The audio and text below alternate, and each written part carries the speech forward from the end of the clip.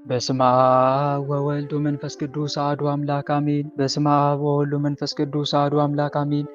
በስመ አብ ወወልድ ወመንፈስ ቅዱስ አሐዱ አምላክ። ቅዱስ እግዚአብሔር፣ ቅዱስ ኃያል፣ ቅዱስ ሕያው፣ ቅዱስ ኤልሻዳይ፣ ቅዱስ አዶናይ፣ ቅዱስ ጸባኦት፣ ቅዱስ ያህዌ፣ ቅዱስ ኢየሱስ፣ ቅዱስ ክርስቶስ፣ ቅዱስ አማኑኤል። አቤቱ ሰማይና ምድርን የፈጠርክ ጌታ፣ የሚታየውን የማይታየውን ዓለም የመሰረት ቅድመ ዓለም የነበርክ አሁንም ያለ ዓለምንም አሳልፈ የምትኖር የዓለም አዳኝ የዓለም መድኃኒት መድኃኔዓለም ኢየሱስ ክርስቶስ ሆይ ሳይገባን እንደ ኃጢአታችን እንደ በደላችን ብዛት ሳትመለከተን እንደ ምሕረትህና እንደ ቸርነት ብዛት ተመልክተ ቀኑን ባርከና ቀድሰልን በያለንበት ቦታ በሰላምና በጤና ውለ በሰላምና በጤና ለዚህ ሰዓት ያደረስከን በዚህ ሰዓት የሚያሰባስብከን እናመሰግናለን።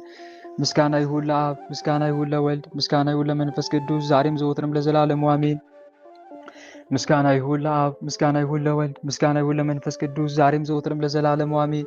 ምስጋና ይሁን ለአብ፣ ምስጋና ይሁን ለወልድ፣ ምስጋና ይሁን ለመንፈስ ቅዱስ ዛሬም ዘወትርም ለዘላለሙ አሜን።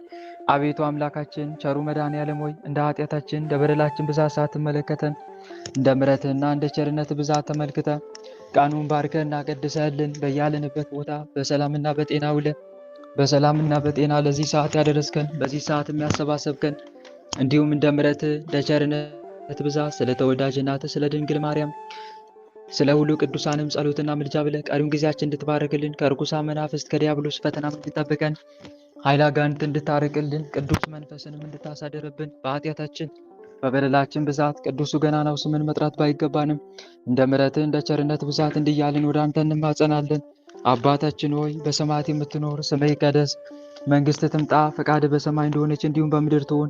የዕለት እንጀራችንን ስጠን ዛሬ፣ በደላችንንም ይቅር በለን እኛም የበደሉንን ይቅር እንደምንል። አቤት ወደ ፈተና አታግባን ከክፉ ሁሉ አድነን እንጂ መንግሥት ያንተ ናትና ኃይል፣ ክብር፣ ምስጋና ለዘላለሙ አሜን።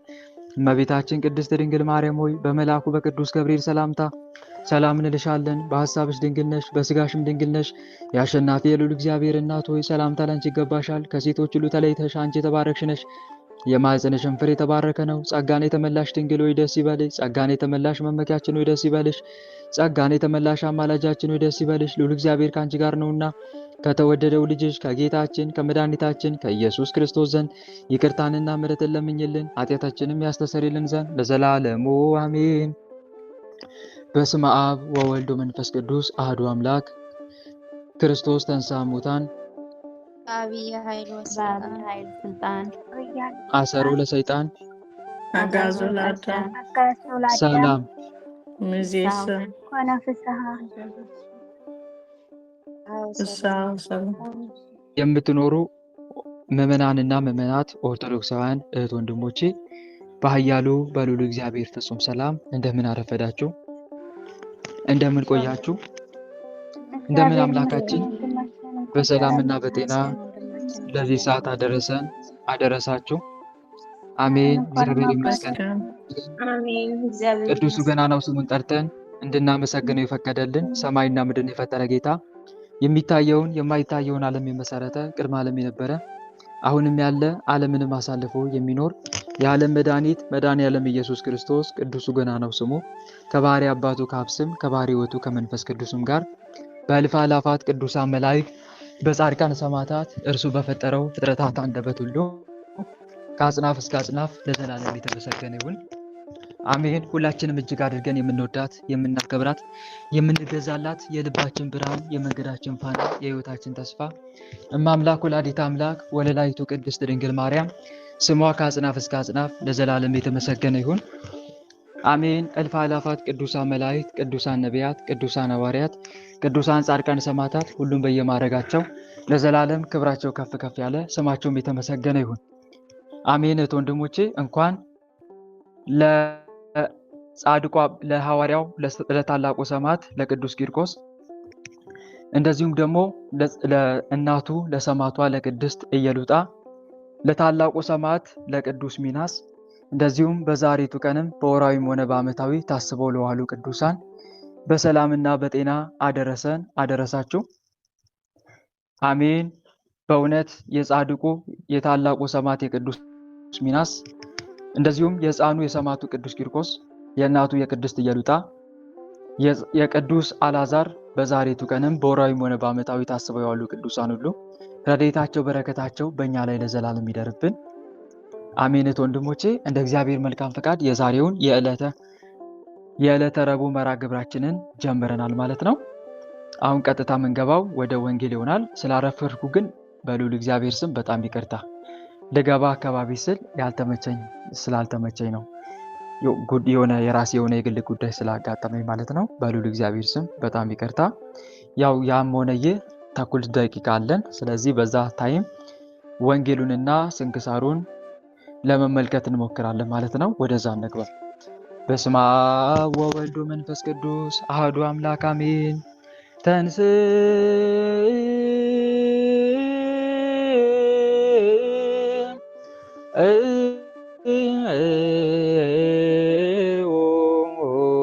ለጸሎት እግዚኦ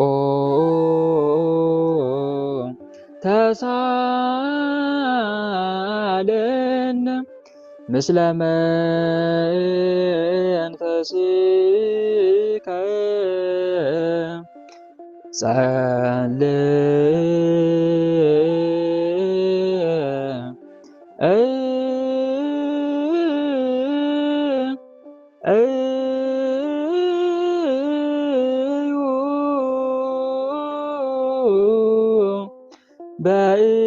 በእንተ ወንጌል ቅዱስ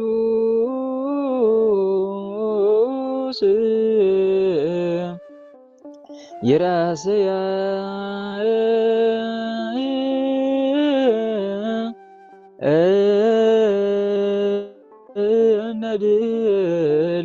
ነድልዋነ ለሰሚዐ ወንጌል ቅዱስ ወተንሥአ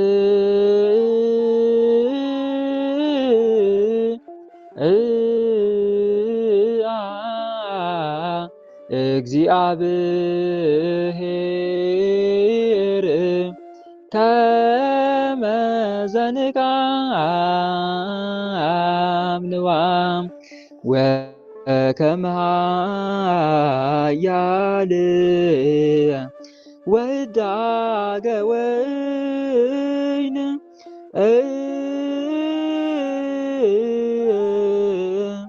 ወቀተለ ጸሮ በድሬው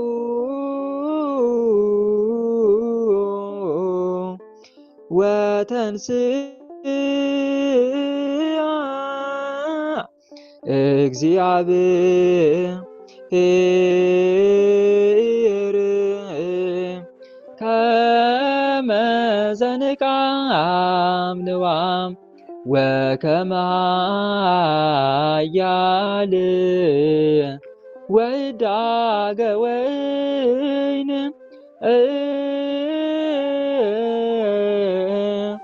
ወቀተለ ጸሮ በድሬው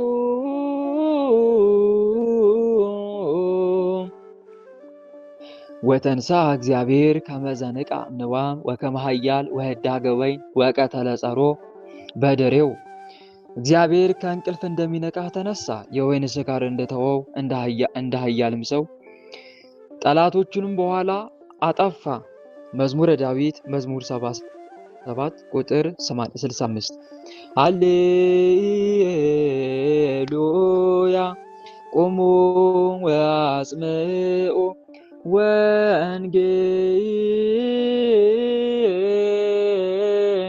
ወንጌለ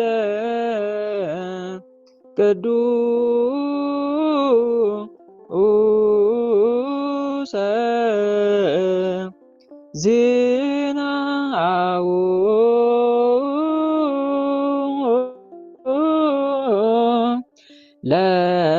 ለእግዚእነ ወመድኃኒነ ኢየሱስ ክርስቶስ። ሃሌሉያ። ቅድመ ዓለም የነበረ አሁንም ያለ ዓለምንም አሳልፎ የሚኖር የዓለም አዳኝ የዓለም መድኃኒት የጌታችን የመድኃኒታችን የኢየሱስ ክርስቶስን ወንጌል ቆማችሁ ስሙ። የጌታችን የመድኃኒታችን የኢየሱስ ክርስቶስ ወንጌል ቅዱስ ሉቃስ እንደጻፈው የሉቃስ ወንጌል ምዕራፍ 24 ቁጥር 1 እስከ 12 ያለው ቃል እንዲህ ይላል። እሁድ በተባለ ሰንበትም በጠዋት ማልደው ገስግሰው ወደ መቃብር ሄዱ። ያንን ያዘጋጁትን ሽቱ ወሰዱ። ሌሎች ሴቶችም አብረዋቸው ነበሩ። ያችን ድንጋይ ከመቃብሩ ላይ ተንከባላ አገኟት።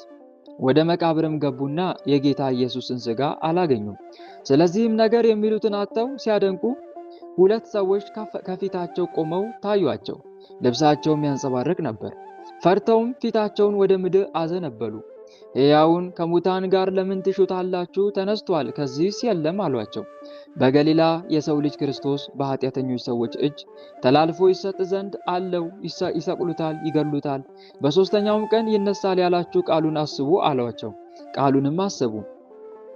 ከመቃብርም ተመልሰው ለ11ዱና ለባልንጀሮቻቸውም ሁሉ ይህን ነገሯቸው።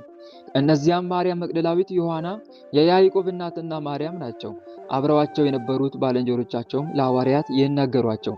ይህም ነገር በፊታቸው እንደ አእምሮ ማጣት ሆነ።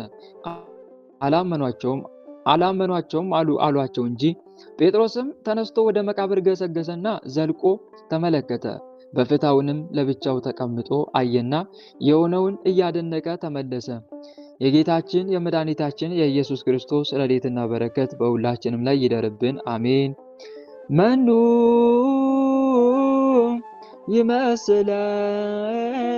ይመስለከ እምነ አማልክት እግዚኦ አንተ ውእቱ ዘትገብር መንክረ አርአይኮሙ ለሕዝብከ ኃይለከ ወአዳንኮሙ ለሕዝብከ በመዝራዕትከ ሆርከ ውስተ ሲኦል ወዐረገ ፄዋ እምየ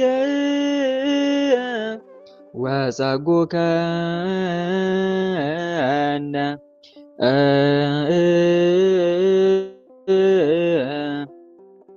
ምሕረ ዳግመ ግእዛነ እስመ መጻእከ ወአዳንከነ በእንተ ዝንቱ ንሴብሐከ ወንጸር ኀቤከ እንዘ ንብል ቡሩክ አንተ እግዚኦ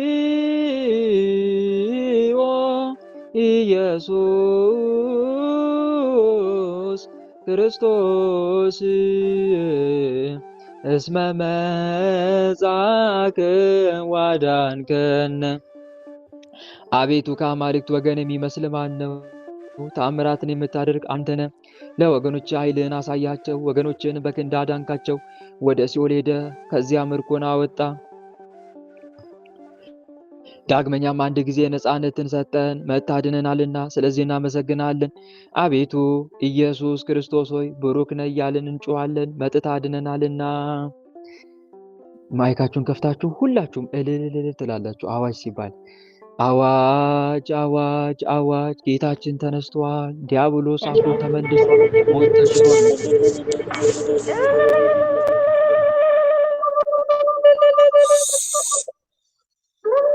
ሞት ተሽሯል። ዲያብሎስ ለዘላለም አፍሮ ተመልሷል። አዋጅ አዋጅ! ጌታችን ተነስቷል። ሞት ተሽሯል። ዲያብሎስ ለዘላለም አፍሮ ተመልሷል።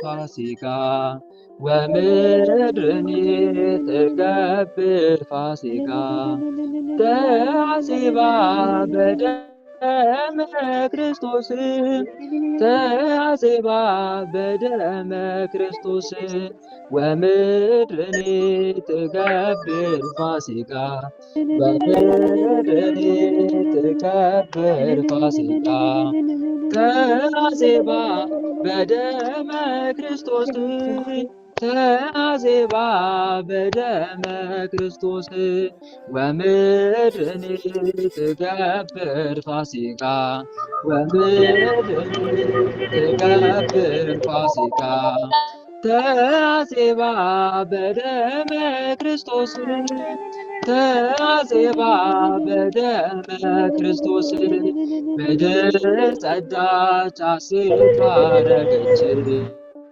ምድር ጸዳች ሐሴት አረገች በክርስቶስ ደም በእውነት ታጠበች በክርስቶስ ደም በእውነት ታጠበች በክርስቶስ ደም በእውነት ታጠበች በክርስቶስ ደም በእውነት ታጠበች ምድር ጸዳች ሐሴት አረገች ምድር ጸዳች ሐሴት አረገች በክርስቶስ ደም በእውነት ታጠበች በክርስቶስ ደም በእውነት ታጠበች በክርስቶስ ደም በእውነት ታጠበች በክርስቶስ ደም በእውነት ታጠበች እዩና እመኑ ሰዎች ድንጋዩ ተፈነቃቅሏል ኢየሱስ በኩለ ሌሊት በኃይሉ ሞትን ድል ነስቷል ኢየሱስ በኩለ ሌሊት በኃይሉ ሞትን ድል ነስቷል እልልታ ለዚህ ይገባል ግርግርታ ለዚህ ይገባል የሞት ኃይል ተዋርዷል ዛሬ ሲኦልም ተመሰቃቅሏል የሞት ኃይል ተዋርዷል ዛሬ ሲኦልም ተመሰቃቅሏል መላእክት ነጭ ለብሰው ምስራቹን አበሰሩ ተነስቷል ኢየሱስ ብለው ለዓለም እንዲናገሩ ተነስቷል ኢየሱስ ብለው ለዓለም እንዲናገሩ እዩና እመኑ ሰዎች ድንጋዩ ተፈነቃቅሏል ኢየሱስ በኩለ ሌሊት በኃይሉ ሞትን ድል ነስቷል ኢየሱስ በኩለ ሌሊት በኃይሉ ሞትን ድል ነስቷል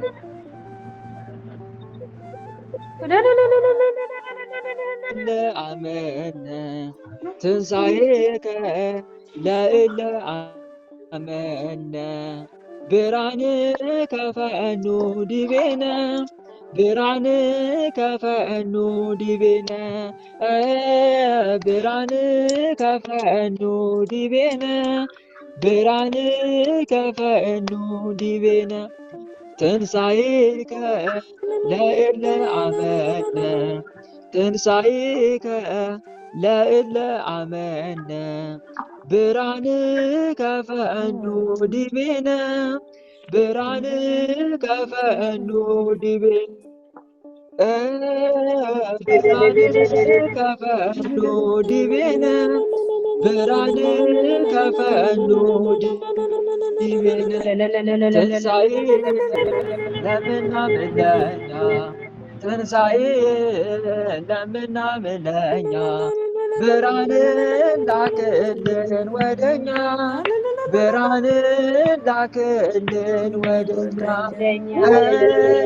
ብርሃን ላክልን ወደኛ ብርሃን ላክልን ወደኛ ትንሣኤከ ለእለ አመነ ትንሣኤከ ለእለ አመነ ብርሃን ከፈኑ ዲቤነ ብርሃን ከፈኑ ዲቤነ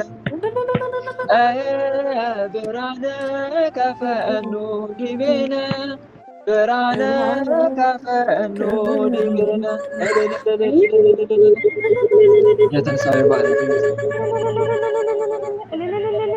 መለወጥ ያሰማልን። ወንድማችን ዝማሬ መላእክት ያሰማልን። ወንድማችን ይህን ማል መላእክት ያሰማልን። ማል መላእክት ያሰማልን። ጸጋውን ያብዛልን። የመዝሙር ባለቤት ልዑል እግዚአብሔር የተመሰገነ። አሜን አሜን አሜን። ወንድሞቼ አሁን ቀጥታ የምንገባው ወደ ስንክሳር ትምህርታችን ይሆናል። ቀጥታ ወደ ስንክሳር ንባቡን እንግባ። የምናዳምጠው ስንክሳር የነገውን የሚያዝያ 16ን ስንክሳር ይሆናል። ስንክሳሩን አብረን አዳምጠን እንመለስ። በስመ አብ ወወልድ ወመንፈስ ቅዱስ አሐዱ አምላክ አንድ አምላክ በሚሆን በአብ በወልድ በመንፈስ ቅዱስ ስም ሚያዝያ 16 በዚህች ቀን የበአርማ ሀገር ኤጲስቆጶስ ቅዱስ አንቲቦስ በሰማዕትነት አረፈ። እርሱም የመለኮትን ነገር ለሚናገር ለወንጌላዊ ዮሐንስ ረድኡ ነው። እርሱም ከአይሁድ ወገን በግዛቱ ውስጥ አንድ ሰው የሚታይ እስካልሆነ ድረስ አይሁድን ያጠፋቸውና ኢየሩሳሌምንም ባፈረሳት በአስባስያኖስ ልጅ በግማትያኖስ ዘመን ነበረ። ከእስራኤል መንግስት ትውልድ ያላቸውንም ብዙዎችን ገደላቸው። ለመንግስቱና ለራሱ ስለፈራ ነው። የክብር ባለቤት ክርስቶስ አምላካቸውና ንጉሳቸው ድል አድራጊና እነርሱም ወገኖቹ እንደሆኑ ክርስቲያኖች ይናገራሉና፣ ስለዚህ ከአማንያን ብዙዎችን ገደለ። ወንጌላዊ ዮሐንስም ከእርሱ ሸሸ። የዮሴፍ ልጅ በሮሜ ከተማ ታስሮ ሳለ ወደ ኢየሩሳሌም ጭፍራ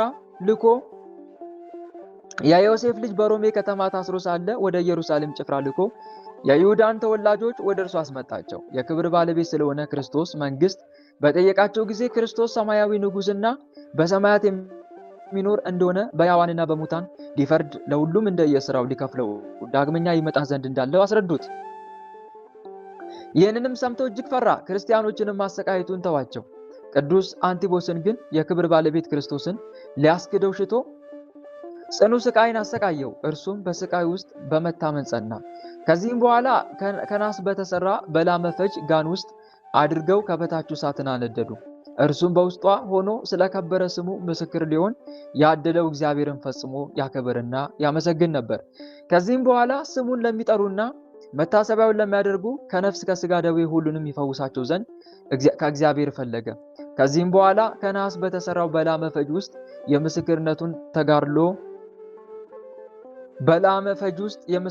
ተጋድሎ ፈጽሞ ነፍሱን ሰጠ። በድኑንም ሲጥሉት ምዕመናን አንስተው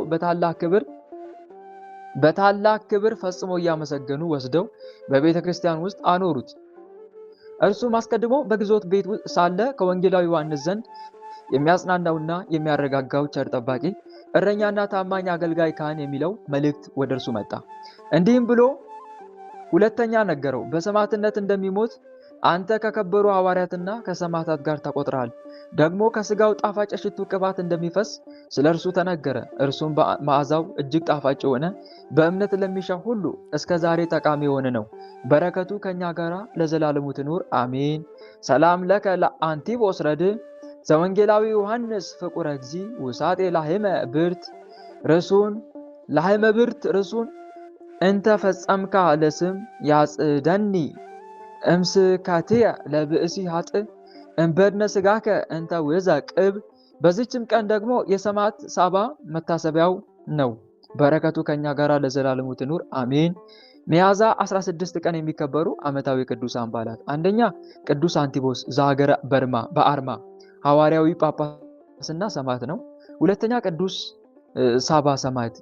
ወር በገባ በ16 የሚከበሩ ወራዊ ቅዱሳን በዓላት፣ አንደኛ ለስም አጠራሯ ክብር ምስጋና ይግባትና የሰባቱ ኪዳናት ማህተብ እናታችን ቅድስት ኪዳነ ምሕረት።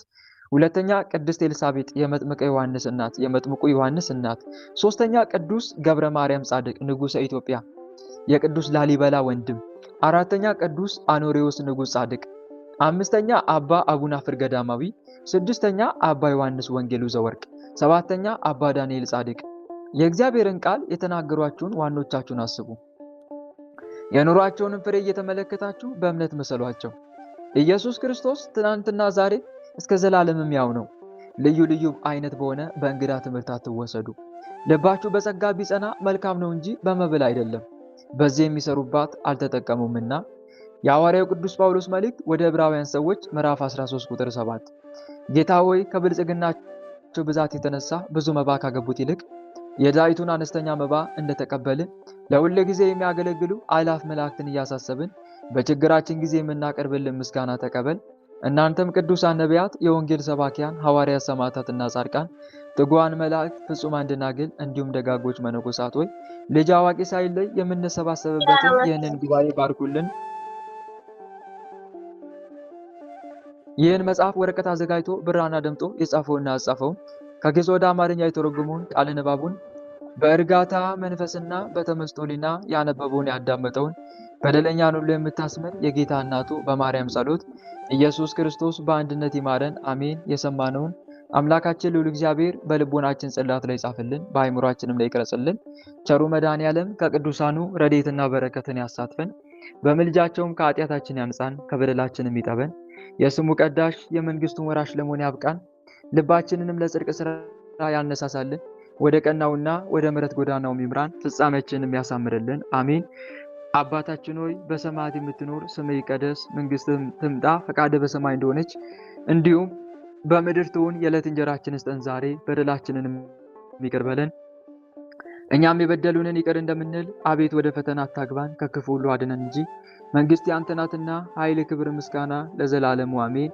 እመቤታችን ቅድስት ድንግል ማርያም ሆይ በመልአኩ በቅዱስ ገብርኤል ሰላምታ ሰላም እንልሻለን። በሐሳብሽ ድንግል ነሽ፣ በስጋሽም ድንግል ነሽ። የአሸናፊ የልዑል እግዚአብሔር እናት ሆይ ሰላምታ ላንቺ ይገባሻል። ከሴቶች ሁሉ ተለይተሽ አንቺ የተባረክሽ ነሽ፣ የማኅፀንሽም ፍሬ የተባረከ ነው። ጸጋን የተመላሽ ድንግል ሆይ ደስ ይበልሽ። ጸጋን የተመላሽ መመኪያችን ሆይ ደስ ይበልሽ። ጸጋን የተመላሽ አማላጃችን ሆይ ደስ ይበልሽ። ልዑል እግዚአብሔር ከአንቺ ጋር ነውና ከተወደደው ልጅሽ ከጌታችን ከመድኃኒታችን ከኢየሱስ ክርስቶስ ዘንድ ይቅርታንና ምሕረትን ለምኝልን ኃጢአታችንም ያስተሰርይልን ዘንድ ለዘላለሙ አሜን። ምዕመናን እህት ወንድሞቼ የዕለቱን ስንክሳር አዳምጠን ተመልሰናል። አሁን ቀጥታ የምንገባው ለ10 ደቂቃ ከ10 ደቂቃ ላልበለጠ ከስንክሳሩ ምን እንደተማማርን የምንመለከት ይሆናል። ቅድም እንደሰማችሁት ስንክሳሩ ላይ በሚያዝያ 16 ቀን ታስበው ከሚውሉ ቅዱሳን መካከል የቅዱስ ዮሐንስ ረድእ ሆነ የበአርማ አገር ኤጲስቆጶስ ቅዱስ አንቲቦስ በሰማዕትነት ያረፈበት ቀን ነው። ይህ ቅዱስ በአርማ በምትባል ሀገር ኤጲስቆጶስ ሆኖ ተሾሞ ነበረ። ለቅዱስ ዮሐንስ ለወንጌላዊው ለቅዱስ ዮሐንስ ረድእ ሆኖ ያገለግለው ነበር። ታዲያ እርሱ ከአይሁድ ወገን በግዛት ውስጥ አንድ ሰው የማይታይ እስካልሆነ ድረስ አይሁድን ያጠፋቸውና ኢየሩሳሌምንም ባፈረሳት በአስባስያኖስ ልጅ በግማትያኖስ ዘመን የነበረ በኋላም በዚህ ንጉስ እጅ በሰማዕትነት ያረፈ ታላቅ ቅዱስ ነው። ቅዱስ አንቲቦስ ማለት ነው። ብዙ ጊዜ ስሙ ሲጠራ የቤተክርስቲያን ሊቃውንት አባቶቻችን ስሙ ሲጠሩ ተሰሙታላችሁ። እና ይሄ ቅዱስ ታላቅ ሰማዕት ነው እና ቅዱስ ዮሐንስን ያረዳው ያገለግለው በወንጌል አገልግሎት ይላላክ መጨረሻም ደግሞ ኤጲስቆጶስ ሆኖ እስከ መሾም የተገባው ታላቅ ቅዱስ ሰው ነበረ። በዛ ጊዜ ታዲያ የሮም ንጉስ አስባስያኖስ የሚባል ታላቅ ንጉስ ነበረ። በዛ ጊዜ አይሁዳውያን ግን በየጊዜው አመጽ ያስነሱ ነበረ። ኢየሱስ ክርስቶስ መሲህ ክርስቶስ ይመጣል ብለው ይጠባበቁ ነበረ። መሲህ ክርስቶስ ይመጣል ብለው ይጠባበቁ ነበር እና የቤተክርስቲያን ታሪክ ወቅ የሚል መጽሐፍ ካነበባችሁ እዛ ላይ በተወሰነ ለመብራራት ተሞክሯል እና በዛ ሰዓት አይሁዳውያን ሁሌ ጸብ ያነሳሉ። ሁሌ በቃ መሲሁ መጥቷል አይነት ነገር የለም እንደዛ አይነት ነገር ጸብ በሚያነሱበት ሰዓት የሮም ንጉስ ደግሞ በጣም የሚጠነቀቀው ይሄ አገሪቷ ሰላም እንድትሆን በቃ በጸጥታ መግዛት የሚፈልግበትን ወይም የሚመቻችለትን ሁኔታ ነበረ እና በዚህ ሰዓት በተመሳሳይ አመጽ ሲነሳ ምን ይደረግ ነበረ? ወታደር ልኮ ጸጥ ያደርጋቸው ነበረ። ኃይል ከባሰም እስከ ማጥፋትም ደረጃ ይደርስ ነበረ። እንደገናም ደግሞ ከክርስቲያኖች ክርስቶስ የዓለም ንጉስ እንደሆነ ለፍርድ እንደሚመጣ ጭምጭምታ ወሬ ይሰማል እና በዚህ ሰዓት አይሁዳውያንን ነፃ የሚያወጣቸው ንጉስ ይነሳል የሚል ወሬ ከአይሁዳውያን በብዛት ስለሚነሳ ከሮም ግዛት እነሱም ነፃ ያወጣናል ብለው ነበር የሚጠብቁት። ከሮም ግዛት ነፃ ያወጣናል ብለው አይሁዳውያን ይጠብቃሉ። ክርስቲያኖች እኛ ምናምነው ክርስቶስ የአይሁድ ንጉስ ብቻ ብለን አይደለም፣ የዓለማት ሁሉ ፈጣሪ እንጂ የዓለማት ሁሉ ፈጣሪና ንጉስ እንጂ እንደዛ ብለን ነው ምናምነው። መጽሐፍ ቅዱሳት መጽሐፍትም የሚነግሩን ይሄንኑ ነው እንጂ ክርስቶስ ምድራዊ ንጉስ እንዳልሆነ ነው። ግን አይሁዳውያን በዛ መንገድ ነው የሚጠብቁት ክርስቶስ ምድራዊ ንጉስ እንደሆነ። በቃ ከሮም ቅኝ ግዛት ነፃ አውጥቷቸው በቃ የዳዊትን ቤተ መንግስት ይመልሳል። በአጭሩ ሮማውያን አይሁዳውያን በሰዓቱ የሚያስቡት ቀኝ ግዛት የሚገዟቸውን ወይም ደግሞ በባርነት ቀንበር ስር ያደረጓቸውን ሮማውያንን ነው የሚያስቡት።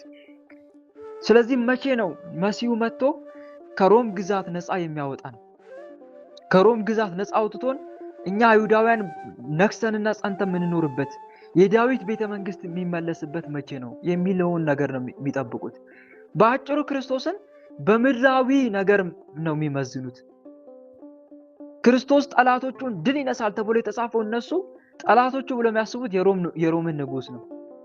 ግን ጠላቶቹ የሚባሉት እነማን ናቸው? ንገሩኝ እስቲ። ዲያብሎስና ሰራዊቱ ናቸው አይደለ? በአጭሩ እነሱ የሚያስቡት በስጋዊ፣ የተጻፈው ግን በምንድን ነው? በመንፈሳዊ ነው ማለት ነው። ለዛ ነው ቸሩ መድኃኔዓለም አይሁዳውያን ሲገሳቸው መጽሐፍትንና የእግዚአብሔርን ኃይል አታውቁምና ትስታላችሁ ብሎም ይነግራቸዋል፣ ይገሳቸዋል። እነሱ አተረጓጉማቸው ሌላ ነው። በሌላ መንገድ ነው የሚጠብቁት። ጸሐፍት ፈሪሳውያን የሚባሉት በተለይ ማለት ነው። ፈሪሳውያንና ሰዱቃውያን የሚባሉ ጎራ አላቸው፣ ሁለት ጎራ አላቸው። እና በዚህ አማካኝነት ነበር ታዲያ የዚህን ሰዓት እነኛ አይሁዳውያን ከሮም ቅኝ ግዛት በጣም ሲጫነባቸው ክርስቶስን ይናፍቃሉ። ክርስቶስ መሲህ ይመጣና እኛን በቃ ከናንተ ሁሉ ነፃ ያወጣናል ብለው ይጠብቃሉ። ይሄን ነገር ማጆሮ ላይ ይደርሳል። ንጉስ ማጆሮ ላይ ይደርሳል። የሮሙ ንጉስ አስባሲያኖስ ላይ ይደርሳል። አስባሲያኖስ እንዲህ አይነት ንጉስ ይነሳል? አዎ። ስለዚህ እንዳይነሳ ምኑን ማድረቅ አለብኝ አለ? ምንጩን ካሁኑ ማድረቅ አለብኝ አለ። ምክንያቱም ክርስቲያኖች ከአይሁድ እንደወጣ መጽሐፍ ይናገራል።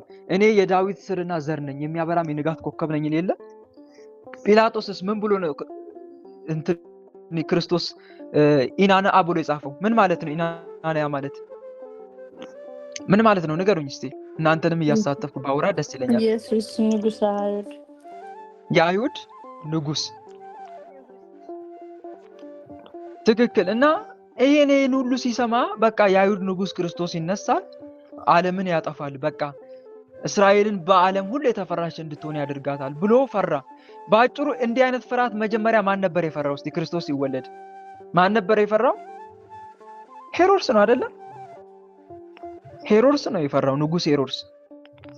የተወለደው የአይሁድ ንጉስ ወዴት ነው እያሉ ነበረ ሰባ ሰገል የመጡት። ሲመጡ ሄሮድስ ፈራ። እንዴ የአይሁድ ንጉስ ከኔ ውጪ ሌላ ንጉስ አለ። ስለዚህ ይሄ ሰው እኮ ተወልዶ ካደገ መንግስቴን ከኔ ነጥቃል ብሎ ሄሮድስ ስንት ሺህ ህፃናትን ነበር ያስጨፈጨፈው በቤተልሔም? ንገሩኝ እስቲ። 1444 ስንት ህፃናትን? 144,000 ህፃናትን አስፈጅቷል። ሄሮድስ ምን መንግስቴን ይነጥቃል ብሎ ስለፈራ። አስባሲያኖስም ስጋቱ ይሄ ነው። በቃ የሄሮድስን ታሪክ ያነሳውላችሁ የአስባሲያኖስ ፍርሃቱ ስጋቱ እሱ ስለሆነ ነው። በኋላ ይነሳና ይነክስብኛል ብሎ ስላሰበ ልክ እንደ ሄሮድስ ነው ጉዞ። የዚህም ንጉስ ሄሮድስ ክርስቶስ በቃ ከተወለደ 2 ዓመት ሆኖታል የሚል ወሬ ስለሰማ በቃ ከ2 ዓመት በታች ያሉትን ህፃናት ነበር እንዳለ ያስጨፈጨፈው። አስባሲያኖስ ደግሞ ምን እንዳረገ? አይሁዳውያንን ነው እንዳለ ያስጨፈጨፈው እየፈለገ።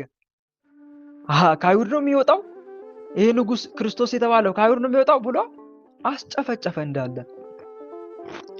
አይሁዳውያንን ዘር እየለቀመ ፈጃቸው። አይሁዳውያን በዚህ በጣም መከራ ደርሶባቸዋል። በጣም ብዙ መከራ ደርሶባቸዋል። ዞሮ የራሳቸው ማጥያት ጭምር መሆኑ የማይዘነጋ ሀቅ ነው እና ለፈጣሪም የማይታዘዙ ጭምርም ስለሆነ ነው እንዲህ አይነት ፈተና የሚደርስባቸው። ዲያብሎስም እነሱ መበቀል ይፈልጋል በተለያየ መንገድ። አይሁዳውያን ይጠላሉ ከዛ አንፃር ነውና በዚህ አማካኝነት አስጨፍጭፏቸዋል። ታዲያ በዚህ ሰዓት ነገሩን ከክርስቲያኖች መረዳት ጀመረው። እስቲ ክርስቶስ ማን ነው ንገሩኝ ብሎ ክርስቲያኖቹ መጠየቅ ጀመረ። ክርስቶስ የዓለም ንጉስ፣ የዓለም ፈጣሪ ነው፣ የአይሁዳውያን ብቻ አይደለም ብለው አስረዱት በስነ ስርዓት። እሱ እኮ አንተ እንደምታስበው የአይሁድ ንጉስ ብቻ ሳይሆን የዓለም ንጉስ ነው፣ ደሞም ተወልዶ አርጓል ወደ ሰማይ ከሞት ተነስቶ አሉት። አሁን የሚመጣው ለፍርድ ነው አሉት። በዓለም ላይ ይፈርዳል፣ ኃጢአት የሰራውን ጽድቅ የሰራውን ይፈርዳል። በሱ ያመነውን ወደ መንግስተ ሰማይ ሲያስገባ፣ በሱ ያላመነውን ደግሞ ሲኦል ያስገባል። በኋላ ለፍርድ ይመጣል። አሁንማ አርጓ ሄዷል ሲሉት ምንድነው ማስረጃቸው? ይኸው በሱ ስም የሚታየውን ታምር ተመልከት። በኢየሱስ ክርስቶስ ስም ይኸው ታምር እያደረግን ሙት እያስነሳን ተመልከት አሉት። እነኚህን ነገሮች ሁሉ ሲያይ ደነገጠ። አስባስያኖስ ፈራ። ከዚህ መጨረሻ ላይ ክርስቲያኖችን ማሰቃየት ተወና ከዛ ግን አሁንም አልሸሹም፣ ዞር አሉ ነው። ቅዱስ አንቲቦስን ይዞ ክርስቶስን ሊያስገደው ሞከረ። መጨረሻ ላይ አሰቃይቶ ገደለው፣ በሰማዕትነት አረፈ ማለት ነው። እና እዚህ አንድ ትምህርት አልተማራችሁም ወንድሞች? እዚህ ጋር የምንማረው ትምህርት ምንድነው ከተባለ ዲያብሎስ በምንወደው ነገር መጥቶ ይፈትነናል። በምንወደው ነገር ለእውነት ከመከተል ይልቅ የሆነ በህይወት አንተ የምታስበልጠው ነገር ካለ ከፈጣሪ በላይ በዛ ነገር ላይ ይመጣባል። የሆነ እኛ ጋር ያለው ቅርብ ነገር ምንድነው? እስቲ ፈትሹ እስቲ ራሳችሁን። በህይወት ዘመን ከፈጣሪ በታች ይሄን ነገር ማጣት አልፈልግም ምትዩ ነገር የለም እህቴ? ከፈጣሪ በታች በህይወት ዘመኔ ማላጣው ነገር ማጣት ማልፈልገው ነገር ይሄ ነው ብላችሁ የምትደመድሙት ነገር አለ የለም? ንገሩኝ እስቲ። አለ የለም? አለ። ግማሻችን የትዳር አጋሪ ልንል እንችላለን። እሷን ማጣት አልፈልግም በህይወት ዘመኔ ሊል ይችላል አንዱ ተነስቶ። እሷም ወይም እሱም ማጣት አልፈልግም በህይወት ዘመኔ ልትል ትችላለች። ወይም ደግሞ ልጆቼ ልትል ትችላለች። እኔ ልጆቼ ልትል ትችላለች አንዷ ተነስታ። ገንዘብ ያለው ደግሞ እኔ ገንዘቤ ማጣት አልፈልግም፣ ሀብቴን ማጣት አልፈልግም ሊል ይችላል። አንዱ ደግሞ ተነስቶ ሌላ ነገር በቃ ብቻ በህይወቱ እንዲያጣው ማይፈልግ ነገር አለ። ሁሉም ሰው አለ የለም? አለ አይደለም? በህይወት ዘመኑ ያንዳንዱ ሰው በቃ በዛ ነገር ዲያብሎስ ይመጣል ሊፈትን። ትፈተናለህ። ለዛ ነው መጽሐፍ እያንዳንዱ ሰው በራሱ ሐሳብና ምኞት ሲሳብና ሲታለል ይፈተናል የሚለው። ባለ ነገር ይፈትናል። እኔ እዚህ ሰውዬ ላይ በምን ነገር በመጣበት ይፈተናል ይላል። ሚስት ካለህ እንዳይን ብለ የምትሳሳለት ሚስት ካለች በሚስት ይመጣባል። ባል ካለሽ እንዳይን ብለሽ የምትሳሳለት ባል ካለሽ በዛ ይፈተንሻል። እጮኛም ፍቅረኛም ካለብህ ልክ እንደዛው ማለት ነው። በዛ ሊፈትን ይችላል። ሀብት ካለ በሀብት ይመጣባል። ልክ ፎላ እንደተባለው ቄስ ማለት ነው።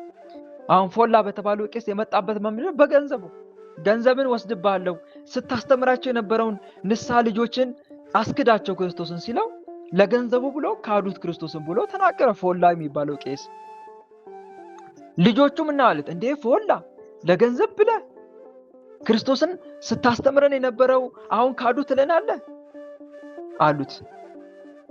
አምቢ ያሉኝ ብሎ ሄዶ ተናገረ ለአገረ ገዡ። በቃ የበከተ ብሉ በላቸዋል። አንተም ብላ አለ። በላ የበከተ መብላት አይቻልም በክርስትና አስቡት። በላ። ከዛ በኋላ አሁን ከገደልካቸው በራስህ እጅ ከገደልካቸው እኔ ገንዘብን መልስልሃለሁ አለ መኮንኑ። ለገንዘብ ብሎ ሰይፉን ይዞ ሄደ ሊገላቸው። ልጆቹ ምን አሉት? እንዴ ፎላ ለገንዘብ ብለ ከአንተ እጅ ስጋው ደሙን ተቀብለን ስጋው ደሙን በተቀበልነ እጅ መልሰኛ ልገለን ነው አሉት። ገደላቸው ሶስቱንም። እሺ ገንዘብ ይስጠኝ ስለው በላሽነቱን አየና መኮንኑ እሱንም ገደለው፣ ገንዘቡንም ሳይመልስለት። አያቸው አይደል? አሁን ፎላ የተፈተነው በምንድን ነው የተፈተነው? በገንዘቡ ተፈተነ። እና እዚህ ጋር የምንማረው ትምህርት አስባስያኖስ በምኑ ተፈተነ? እስቲ ንገሩኝ። አሁን ያወራነው አስባስያኖስ በምኑ ተፈተነ? እስቲ አረ ንገሩኝ። እኔ አልነግራችሁም። ይሄ ቀላል ነው። በስልጣኑ ወይም በንጉስና በስልጣኑ ቃሉት ያሰማልን። ይሄንን ነው የምፈልገው። አስባስያኖስን ሰይጣን በስልጣኑ ፈተነው። ስልጣኑን ላለማጣት ሲል አይሁዳውያንን በግፍ አስጨፈጨፈ፣ ክርስቲያኖችንም አሰቃየ፣ ቅዱስ አንቲቦስንም አሰቃየ፣ ገደለው። ለምኑ ሲል? ለስልጣኑ ሲል። አያችሁ አይደል? በስልጣን ተፈተነ። ሄሮድስም የተፈተነው በስልጣኑ ነው፣ ንጉስ ሄሮድስም። እና ባለን ነገር ዲያብሎስ እንደሚፈተነ አንድ ትምህርት እንማራለን ማለት ነው። ስለዚህ እህት ወንድሞች የምናገረው ቃል ምን መሰላችሁ? በህይወት ዘመናችሁ ከክርስቶስ ውጭ የምታስበልጡት ምንም ነገር አይኖር። ማትደራደሩበት ነገር ማን ነው ብትሉኝ ክርስቶስ ነው። መንፈሳዊ ሰው በልብ ውስጥ ከእግዚአብሔር ጋር እየተፎካከረ የሚኖር ነገር አይቀመጥም። መንፈሳዊ ሰው በህይወቱ ሲኖር አንድ ነገር ከእግዚአብሔር ጋር የሚያጣላው ነው ከተገኘ ያን ነገር ከእግዚአብሔር አይበልጥብኝም ብሎ ያስወግደዋል እንጂ ለድርድር አያቀርበውም። ሲጀመር ያንን ነገር በሃይማኖቱ ላይ ድርድር የሚባል ነገር አያውቅም። በሚስቱ በልጆቹ። ለዛ ነው እኮ ቀኝ ዓይንን ብታሰናክል አውልቀ ከአንተ ጣላት። ሁለት ዓይን ኖሮ ገሃነም ከምትገባ አንድ ዓይን ኖሮ የት ብትገባ ይሻላል አለ መድኃኒዓለም። የት ብትገባ ይሻላል? ገነት መንግስተ ሰማይ። ሁለት እጅ ኖሮ እጅ ብታሰናክል ሁለት እጅ ኖሮ ገሃነም ከምትገባ አንድ እጅን ቆርጠ አንድ እጅ ይዘህ ገነት መንግስተ ሰማይ ብትገባ ይሻላል። ዓይን የተባለችው ሚስት ናት። በነገራችን ላይ ሊቃውንት አባቶቻችን ተርጉመው እንዳስተማሩ እጅ የተባለው ልጆች ናቸው። እግር የተባለው ወገን፣ ዘመድ፣ ቤተሰብ ነው። ስለዚህ ከነኚህ ሁሉ አንድም ዓይን የተባለው ካህንም ጭምር ነው፣ አገልጋይም ጭምር ነው። ካህኑ አንተም ቢያሰናክል ክርስቶስን ከኔ የሚያስወጣ ነገር ቢመክር እንዳትታዘዘው እኮ ነው። አይንተ እግዚአብሔር ካህናት ሲባል አልሰማችሁ? ሰምታችኋል? አልሰማችሁ? ንገሩኝ እስቲ። አይንተ እግዚአብሔር ካህናት ሰምተናል። ስለዚህ ካህናት የእግዚአብሔር ዓይኖች ይባላሉ። እና ምናልባት ካህኑ ከሃይማኖት የሚያስወጣ ነገር እንኳን ቢነግርህ ካህኑን እንዳትታዘዝ ነው። ከሁሉም በላይ ሃይማኖትን አስበልጥ ነው። ማንም ምንም ቢመጣ በሃይማኖት በእኔ እንዳትደራደር ነው። ይህንን ቸሩ መድኃኒዓለም በግልጽ ማቴዎስ ወንጌል 10:37 እስከ 39 ላይ ምን አለ? ከኔ ይልቅ አባቱን ወይም እናቱን የሚወድ ለኔ ሊሆን አይገባውም። ከኔ ይልቅም ወንድ ልጁን ወይም ሴት ልጁን የሚወድ ለኔ ሊሆን አይገባውም። መስቀሉን የማይዝ በኋላ የማይከተለኝ ለኔ ሊሆን አይገባውም ይላል። ስለዚህ እዚህ ጋር የምነግራችሁ ነገር ምንድነው? መንፈሳዊ ሰው በህይወት ዘመኑ ከአምላኩ የሚያስበልጥ ወይም ደግሞ ድርድር ውስጥ የሚያስገባ ነገር ውስጥ ሲጀመር ለድርድር አይቀርብም። በዛ ነገር ላይ በጭራሽ።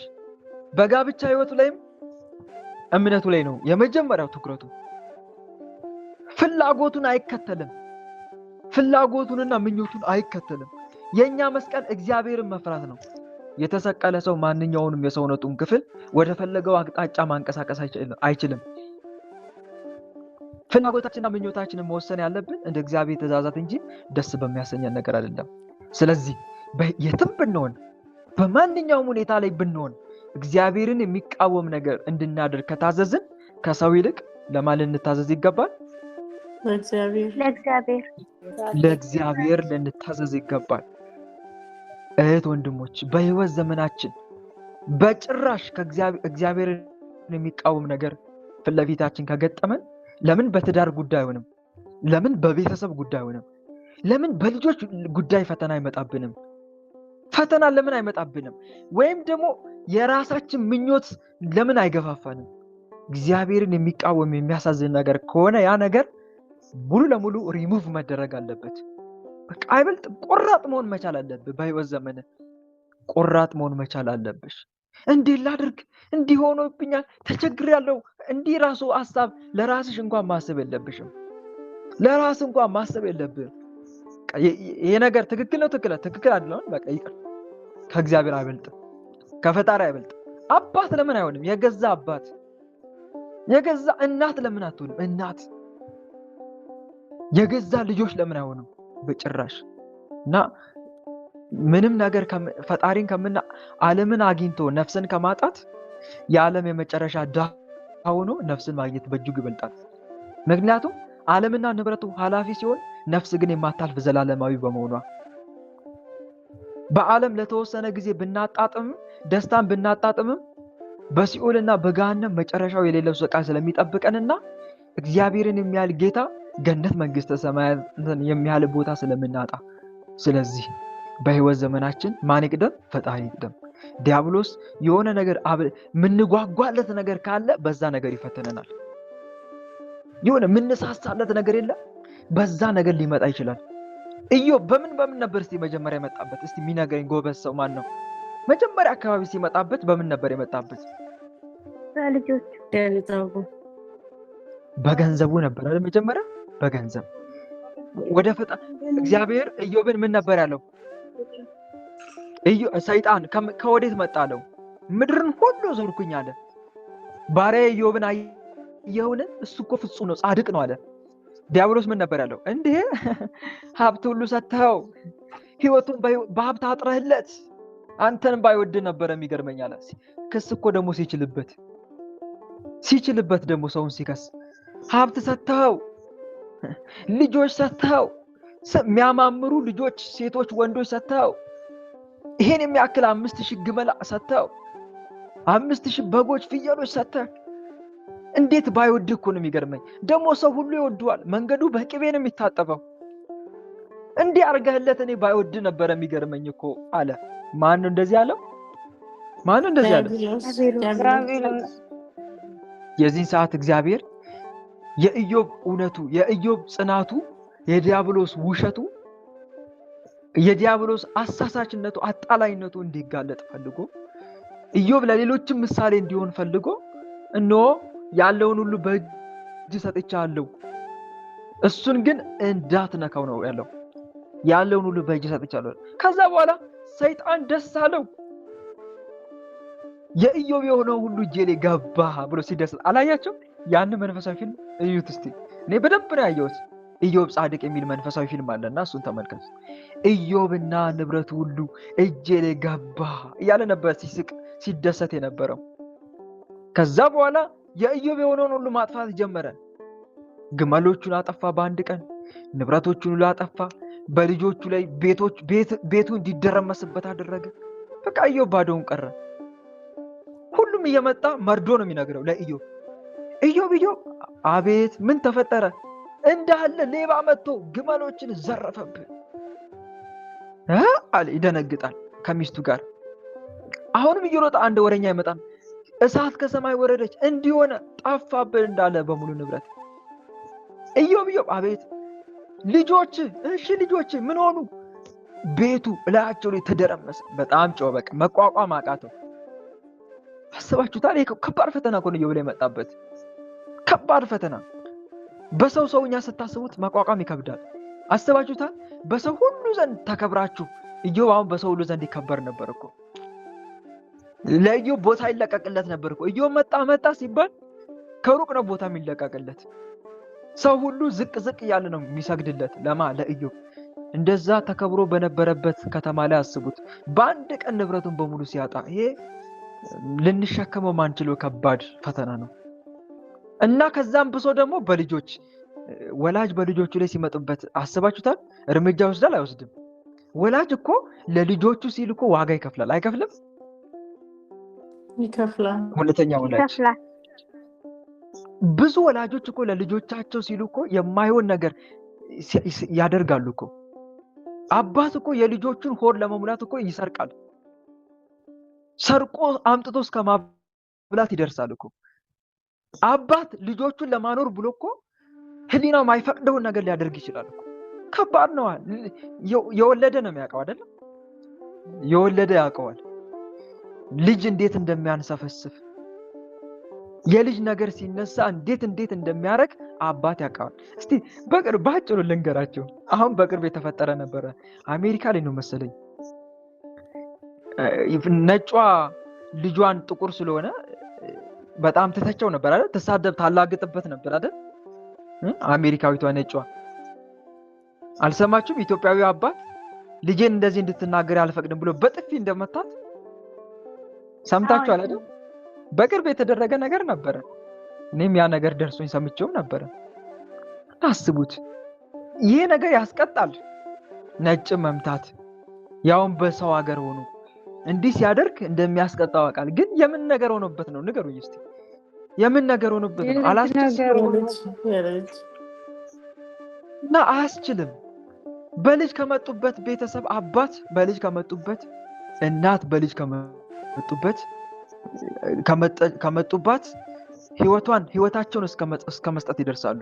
ልጄ ላኑር እኔ ልሙት ነው የሚሉት። እኔ ልሙት ልጄ በህይወት ይኖር ነው የሚሉት። እናስቡት።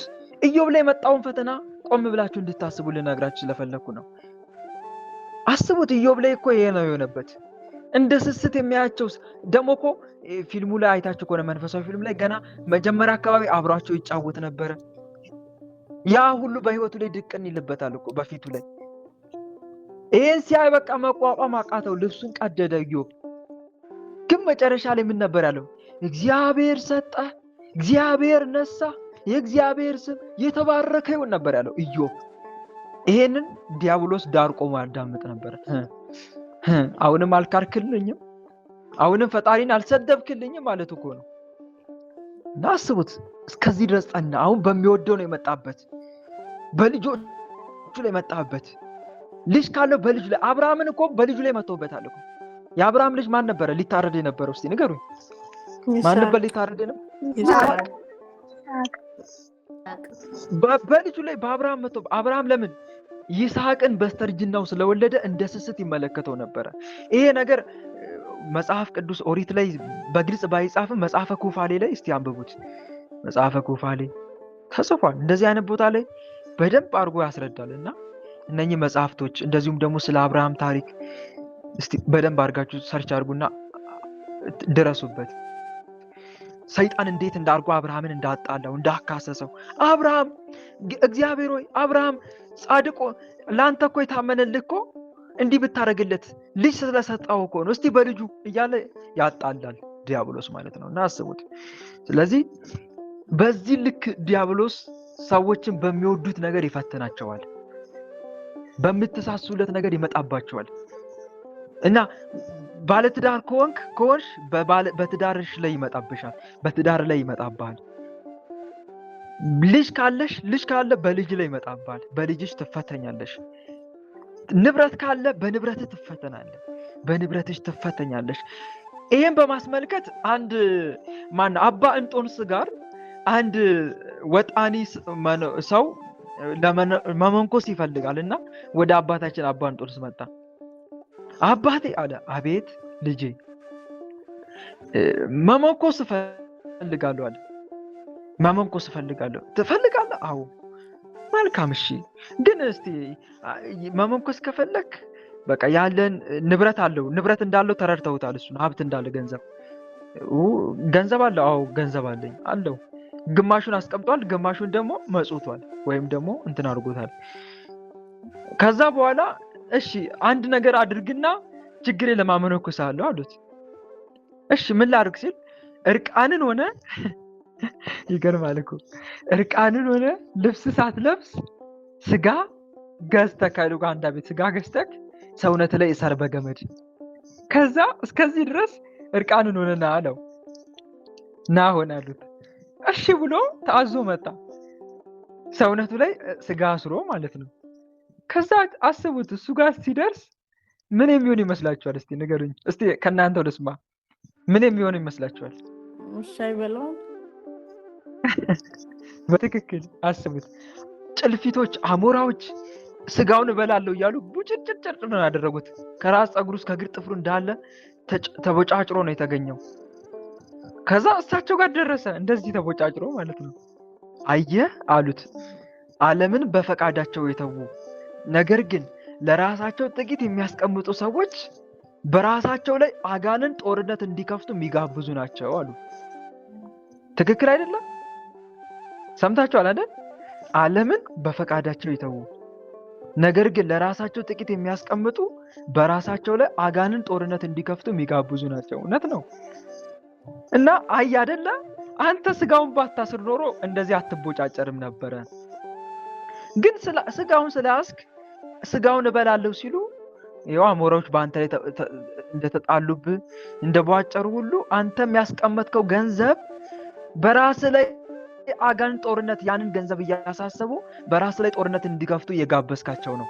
ስለዚህ እውነተኛ መናኝ መሆን የምትፈልግ ከሆንክ ያለን ሁሉ ሸጠ ለድሆች መጽውት። ከዛም ናና ተከተለኝ ያለውን የጌታን ቃል አሰበ፣ ናና መንኩስ አለው። እሺ ብሎ ታዞ መጥቶ ያለውን መጽውቶ መጣና በምንኩስና ሕይወት ተጻምዶ መኖር ጀመረ እላቸዋለሁ። እና ለምን ዲያብሎስ ባለን ነገር ይፈተነናል? የሆነ ነገር ማስቀመጥ እኮ ራሳችን ለዲያብሎስ ፈተና እንደመጋበዝ እኮ ነው። በቃ ፈትነኝ በዚህ ነገር እንደማለት እኮ ነው። በቃ በዚህ ነገር ፈትነኝ፣ በዚህ ነገር ናና ሰላም ነሳኝ፣ ሰላምና እረፍት አሳጣኝ እንደማለት ነው። እና ለራሳችን የሆነ ነገር ምንሳሳ ከሆነ በዛ ነገር ምግብ አብዝተሽ የምትወጂ ከሆነ በምግብ ይፈትንሻል፣ በምግብ ይፈትንሻል። የላመ የጣመ አሁን ለምሳሌ ብዙዎች የሚሸወዱት በምንድን ነው? ቡና ተይ ሲባሉ ውይ ከቡናማ እኔን አትገላግሉኝ ያለች እኮ ሴት አለች አንድ። እኔን ከቡና አትገላግሉኝ። እንደውም ዘነዘናው ሙቀጫው ሲቀበር ትራስጌ አድርጋችሁ ቅበሩኝ መቃብሬ ጋር። አሰባችሁታል? እስከዚህ ድረስ አስቡት። የሆነ ነገር በህይወት ዘመናችሁ ከገዛችሁ እናንተ የዛ ነገር ባሪያ ናችሁ ማለት ነው። የዛ ነገር ባሪያ ናችሁ ማለት ነው። ከዛ ነገር መውጣት ካቃታችሁ፣ ያ ነገርን ብቻ ላለማጣት የምትታገሉለት ነገር ካለ በቃ መተው የማትችሉበት ሁኔታ ውስጥ ከገባችሁ በቃ በዛ ነገር ዲያብሎስ ባሪያ አድርጎ እየተጫወተባችሁ ነው ማለት ነው። እኔ ከዚህ ሴት የተረዳሁት አንዱ በቡናው ምን ያክል እንዳሰረ ታስቡት። ምን ያክል እንዳሰረ ነው የተረዳሁትና በምንወደው ነገር ይፈተነናል። ያን ነገር ጣሉ ስንባል በጣም አስቸጋሪዎች እንሆናለን። ለፈጣሪም እንደዛው ፈጣሪ እሱን ነገር ተው ልባርክ ስንል እንዴት አድርጌ እንላለን ማለት ነው። እና በህይወት ዘመናችሁ ዋናው ማጠቃላይ ሐሳቤ ምንድነው? በህይወት ዘመናችሁ ይሄን ነገር ካጣው ባጭሩ ያለዚህ መኖር አልችልም ብላችሁ ልትደመድሙለት የሚገባው ነገር ማን ብቻ ነው? ፈጣሪ ብቻ ነው። ኢየሱስ ክርስቶስ ብቻ ነው። ያለዚህ ነገር መኖር አልችልም ልትሉለት የሚገባው አንድና አንድ ለስም አጠራሩ ክብር ምስጋና ይግባው የዓለም መድኃኒት ኢየሱስ ክርስቶስ ብቻ ነው። ያለሱ መኖር አንችልም። ምክንያቱም እስትንፋሳችን ማን ስለሆነ? ማን ነው እስትንፋሳችን? መድኃኒዓለም። ብንለብስ ልብሳችን ማን ነው? ልብሳችን ማን ነው? ክርስቶስ። ምግባችን ክርስቶስ፣ አይናችን ክርስቶስ፣ እጃችን እግራችን ክርስቶስ፣ ሁለመናችን የክርስቶስ ነን። ኖረንም ሆነ ሞተን የእግዚአብሔር ነን ይላል አባ ኖህ መንፈሳዊ ፊልም ላይ። ኖረንም ሆነ ሞተን የእግዚአብሔር ነን። እውነት ነው። ለዛ ነው ቅዱስ ጳውሎስ ሮሜ መልእክት ላይ በህይወት ሆነን ብንኖር ለክርስቶስ እንኖራለን፣ ብንሞትም ለክርስቶስ እንኖራለን ያለው ሮሜ 14:8 ላይ ማለት ነው። እና አንድ መረዳት ያለብን ነገር ይሄ ነው ወንድሞቼ። በህይወት ዘመናችሁ ማንም ያለዚህ መኖር አልችልም ልትሉለት የሚገባው ነገር ማን ነው ብትሉኝ ኢየሱስ ክርስቶስ ብቻ ነው። ምንም ድርድር ውስጥ እንዳትገቡ ለማለት ፈልጌ ነው። ይሄን ይመስላል። በዚህ መልኩ ያስተማረን፣ የመከረን፣ የገሰጸን አምላካችን ልዑል እግዚአብሔር በእውነት ስሙ ከአጽናፍ እስከ አጽናፍ ለዘላለም የተመሰገነ ይሁን፣ አሜን። እስቲ ከማጠቃለሌ በፊት አንድ ሐሳብ ላምጣላችሁ። ታሪክ ያ ባለጸጋ አስታውሳችሁት? ያ ባለጸጋ የዘላለም ሕይወትን እወርስ ዘንድ ምን ላድርግ አይደል ያለው? ለመድኃኒዓለም የዘላለምን መንግስት ሕይወት እወርስ ዘንድ ምን ላድርግ ጌታዊ ስለው 10ቱን ትእዛዛት ጠብቃለሁ። እሺ ጠብቄያለሁ አለው። አንድ ነገር ቀርቷል አለው። ምንድነው የቀረኝ ብሎ ሲጠይቅ ያለን ሸጠ ለድሆች ስጥ ሲባል ሰውየው ብዙ ሀብት ስላለው እያዘነ ወደ ኋላ ፈገፈገ። አያችሁ አይደል? ለዚህ ሰውዬ መንግስተ ሰማይ እንዳይገባ ሀብቱ እንቅፋት ሆነበት። እኛም በህይወት ዘመናችን እስቲ ያለሽ ደረጃ ምንድነው? እዚህ ጋር ሁላችንም እንድንፈትሽ ስለምፈልግ ነው ወንድሞች። ይሄን ነገር አሁን በህይወቴ ቢመጣብኝ ይሄን ነገር ከምታጭና ይሄን ነገር ክርስቶስን የዘላለም ሕይወትሽን ከምታጭና ይሄን ነገር ከምታጭ ብዬ ምርጫ ቢሰጠኝ የቱን ነው የምመርጠው ብልሽ መገምገም አለብክ በህይወት ዘመንክ። ካልገመገምክ ግን ተዘጋጅተህ ካልጠበቅክ ግን በዛ ነገር ላይ ድንገት ያ ፈተና ከመጣብህ በኋላ ምርጫ ላይ ልትቸገር ነው አይደለም? እንቸገራለን አንቸገርም? እንቸገራለን። እርግጠኛ ነኝ እንቸገራለን። በጣም ነው የምንቸገረው። እና አንድ የምንረዳው ነገር ይሄ ነው። ስለዚህ እያንዳንዱ ሰው በራሱ ምኞት ሲሳብ ሲታለል ይፈተናል የሚለው ቃል የታመነ ነው። ቸሩ መድኃኒዓለም በምድር ላይ ባሉት ነገሮች ተስበን ተታለን እሱን ከመካድ ይሰውረን፣ ይጠብቀን። በሱ ታምነንና ጸንተን እስከ መጨረሻው ጸንተን የስሙ ቀዳሽ መንግስቱ ወራሽ ለመሆን ያብቃን እላለሁ።